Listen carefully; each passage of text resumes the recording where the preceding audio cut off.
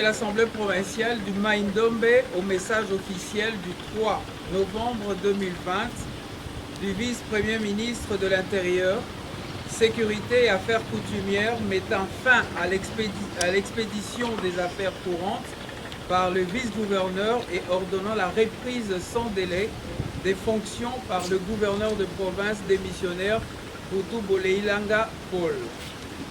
Nous, députés provinciaux du Mai-Ndombe, ayons pris connaissance dans les réseaux sociaux du contenu du message du VPM de l'Intérieur, Sécurité et Affaires coutumières mettant fin à l'expédition des affaires courantes par le vice-gouverneur et ordonnant la reprise sans délai dans les fonctions du gouverneur démissionnaire Putu Boleilanga Paul. 1. Considérant qu'aucune disposition constitutionnelle ou légale ne prévoit aucun délai de prise d'acte par le chef de l'État en cas de démission volontaire d'un gouverneur de province. 2. Considérant l'article 93, alinéa 2 de la Constitution qui stipule le ministre statue par voie d'arrêté dans les matières relevant de ses compétences. 3. Attendu que le gouvernement central censé faire organiser les élections en déant 30 jours ne l'ayant pas fait dans les délais. 4. Considérant que l'état de droit imposait à chaque Congolais le respect des textes qui régissent notre République. Prenons la position suivante. 1.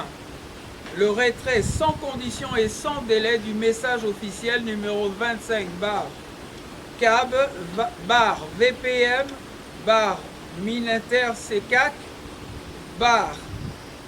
GKM 134 220 du 3 novembre 2020 du VPM au risque de verser le Mai-Ndombe, province historiquement pacifique, à une crise institutionnelle inutile en ce moment précis, caractérisée par les consultations politiques initiées par les chefs de l'État. 2. Faire organiser l'élection du gouverneur et du vice-gouverneur dans le meilleur délai. 3. Confier l'intérim au vice-gouverneur en attendant l'organisation de cette élection. 4. Sollicitant l'implication personnelle du président de la République, chef de l'État, garant du bon fonctionnement des institutions dans ces dossiers de Mai-Ndombe qui n'en est pas un. 5. Prenons à témoin l'opinion nationale et internationale sur les conséquences imprévisibles pouvant résulter de l'application de ces messages officiels.